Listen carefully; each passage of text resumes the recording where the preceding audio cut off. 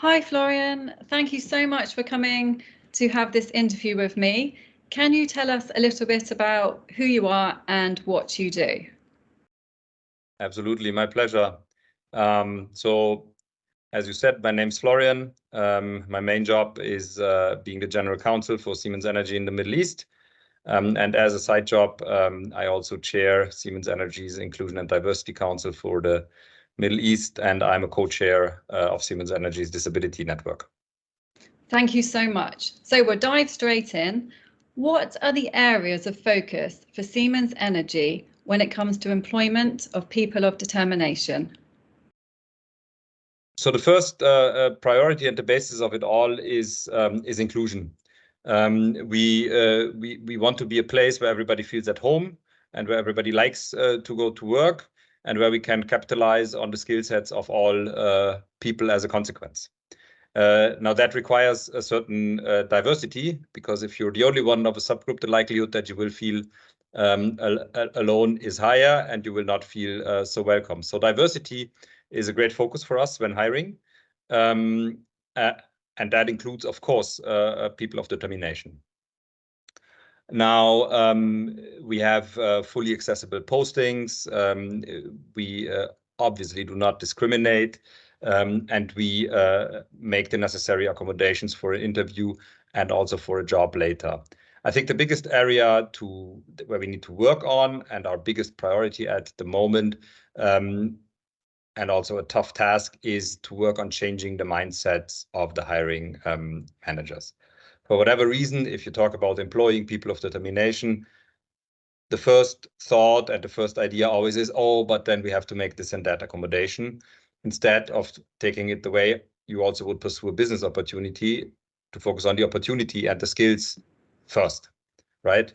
I think that is the highest priority for us at the moment when we're talking about hiring and employing people of determination. Another priority, and that is a little bit more actionable than what I previously alluded to, is, of course, to get to a point where all accommodations for the present employees with a determination are being made. So we have a working group that works on a global process by which the concerned people can request the accommodation that they need. This is, of course, a bit contradictory to the general strive for streamlining everything and making everything equal, because all accommodations are very diverse and very unique. But that is, I would say, the second priority for us. Interesting. Thank you very much. What are examples of challenges and successes that Siemens Energy has experienced so far that could be useful for other companies to learn from? I've alluded to one challenge, and that's the mindset, right? We are not alone with this, I believe. It's a societal phenomenon. It's not Siemens Energy specific, but that's a big challenge. Another challenge is budgeting when it comes to the accommodations. Certain accommodations can be expensive, and I think sometimes it's also used as an excuse. So we really always have to challenge ourselves. Is there really no budget? Can we truly not afford it, or does it just take a little bit of more will to do it? That's another challenge I would say we face. In the UAE, particularly, another challenge is that most of the colleagues who have a disability in the UAE have a hidden one, so it's not visible, which makes it harder. And one challenge that we face is sort of to make them visible, to make them included, to speak up, so we also can accommodate and we understand what they want. A good example for us is that I think we're really using every opportunity that we have to improve.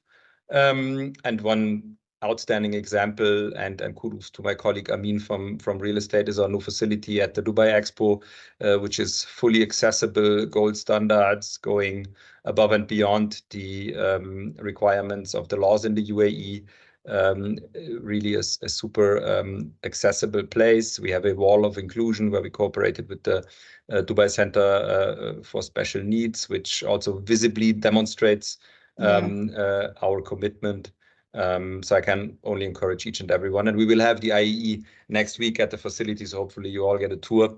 And you may not be able to repeat that, but you may have other opportunities to ignite change and go for it. And I think that's really super important, to use every opportunity that you have, be it accessibility, be it hiring, be it culture, whatever it is. Thank you so much. Florian, let me just ask you, you mentioned about the mindset. Can you tell me a little bit more about that? Yes, absolutely. I mean, in our day-to-day work, our business people, our managers, they're under huge pressure, and they're stuck in with the concern about delivering the numbers, and that's their main driver, their main purpose. So if you want to get their focus to hiring people of determination, you sometimes have to get into their minds, into their brains. And there are two ways how you can do that, right? One way is you can explain to them as to why hiring POD will add and will contribute to them making the numbers. And I believe this is what SAP, for example, has brilliantly done when they created a job profile where neurodiverse people had a competitive advantage because they simply could get the job done better, which is not the only way. There are other ways. And then, of course, there's the emotional component, right? So you can try to touch them and try to say by supporting a cause, you're doing a good thing. So, for example, I did my team meeting last year at the premises of the Dubai Center for Special Needs, and we had a team building exercise with the children there. And of course, this did something with my employees, and it raised the cause of people of determination in their attention.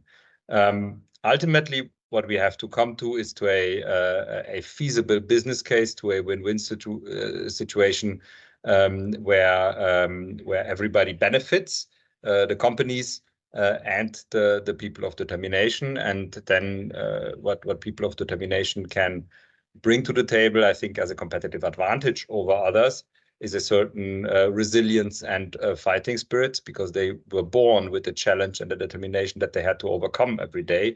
So they will certainly have a competitive edge in overcoming obstacles. Let's say not so nice, but still for employers positive effect, maybe a higher degree of loyalty, simply because they're not being given as many chances as to other people. Again, this hopefully disappears one day, but at the moment this could be an incentive for employers. And then certain skill sets that they may possess, particularly because they have a certain determination, like the neurodiverse in the SAP case. And I think if we capitalize on that, and if we convince hiring managers that this ultimately adds to their numbers, then we will be able to create these win-win situations where hiring of people of determination will improve. Interesting. No, thank you very much. What has been the biggest benefit of collaborating with us, the Butterfly, and other members of the inclusive employment ecosystem? With the collaboration with the other members, I think the biggest benefit is to learn from each other. I think this is it's just tremendous. It's impressive to see what other members do, with what type of professionalism they approach the cause. So that strengthened me actually in my call within Siemens Energy to professionalize I&D in general, not only for the cause of people of determination, because when you look at particularly the banks, they always have individuals who take care of the topic full time. We don't. We all do it besides our job. So I think this is the biggest benefit, is just to look at others. I know that one other member is also changing offices right now, so maybe there's a chance for us to show them something at our offices that they may want to copy. Maybe they also see something that should not be done, and they learn that way. So I think that's really a very big benefit. Another big benefit, obviously, is meeting people and connecting. And the biggest, I think, benefit from the cooperation with the IEE was that they gave us a sense of direction, and particularly gave me and the people who wanted to engage in and D, and in the course of People of Determination, gave us a sense of direction as to where to look in our company and where to look first and how to look at it, right? Be it hiring, be it accessibility. So to develop that compass as to where to look and where to start is not so easy, right? So when I took this assignment and took the job, I just didn't know. I had no orientation, and the IAE was very powerful in providing me that compass, giving me that orientation. No, I think it's really important what you said about learning from each other, because we can't all be expected to know everything all the time. And I think that community is very beneficial. Yeah, absolutely. And I very much hope, and I can only encourage many more companies to join. And I mean, one other benefit is, of course, and this is a personal thing, and Marilena is a friend. I mean, it's inspiring, right? Marilena is an inspiring personality, and it inspires you to try to do a little bit of that in your day-to-day work. Yeah. Exactly. Thank you so much, Florian. Is there anything else you would like to say before we go? No, I think it's time to level up further. I think we had a first great year with the IAE. I think now we need more members, more engagement, and more action. And we need to build on the foundation that we laid last year and level it further up. Yeah. Amazing. Thank you so much for your time, Florian. My pleasure. Thank you so much. Thank you.